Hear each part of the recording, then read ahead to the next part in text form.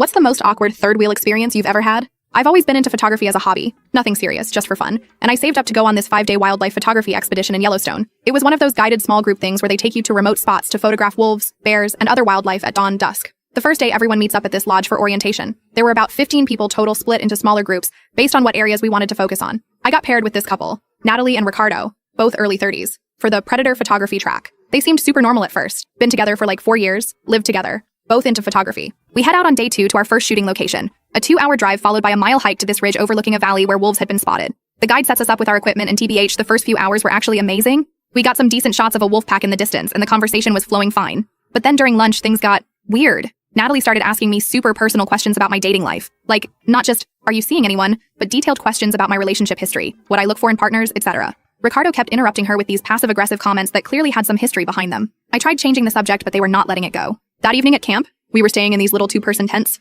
I realized they had set up their tent right next to mine. Like, literally 2 feet away when there was plenty of space. I could hear everything. And OMG, they started having this intense whisper argument about me? I heard my name mentioned multiple times, but couldn't make out exactly what they were saying. Day 3 gets worse. We're tracking this bear family through some meadows, and Natalie starts walking next to me, linking her arm with mine. She's telling me how she feels like we have this connection, and how she rarely meets women she can truly be herself around. Meanwhile, Ricardo is trailing behind, looking so pissed. During our lunch break, Ricardo suddenly sits between us and starts talking about how they've been exploring new dynamics in their relationship and keeps giving me these looks that made me so uncomfortable I almost called the guide over. But I didn't want to make a scene since we still had days left. That night there was a campfire with the whole group, and I tried hanging with other people, but they kept finding ways to sit on either side of me. At one point, Natalie put her hand on my knee while Ricardo was telling this story about their adventures, with very obvious innuendos. I literally got up and pretended I needed to use the bathroom and stayed there for like 20 minutes. Day 4. We're hiking to this remote waterfall where bears often fish. It's just the 3 of us because the guide had to help someone else with camera issues. We're like halfway there when they start having this full-on fight about the plan and scaring her off, and I'm just power walking ahead pretending I can't hear. We finally reach the waterfall, and I'm setting up my tripod when Natalie comes over and straight up tells me that they've been having relationship problems and they think I could help them reconnect.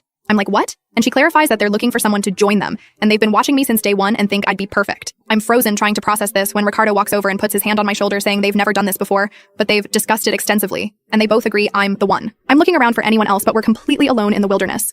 I mumble something about needing space and start packing up my gear ASAP. Ricardo gets all defensive saying I'm overreacting and they were just asking and I should be flattered. The most awkward part? We still had a full day left and a 2-hour hike back to camp. They kept switching between apologizing, trying to convince me I was missing out, and arguing with each other about approach. I literally spent the entire hike back staring at the ground and walking as fast as physically possible. When we finally got back to camp, I immediately went to the guide and made up some emergency about needing to get back to the lodge. He must have sensed something was wrong because he arranged for me to join another group for the last day. But TBH, the absolute worst part wasn't even the proposition. It was when I was waiting for my ride back and overheard them arguing. Turns out they weren't even a real couple. They were cousins who had been planning this whole trip as a way to find a third for some guy named Dylan, who was supposedly Natalie's actual boyfriend waiting back at home. They'd done this twice before on other nature excursions.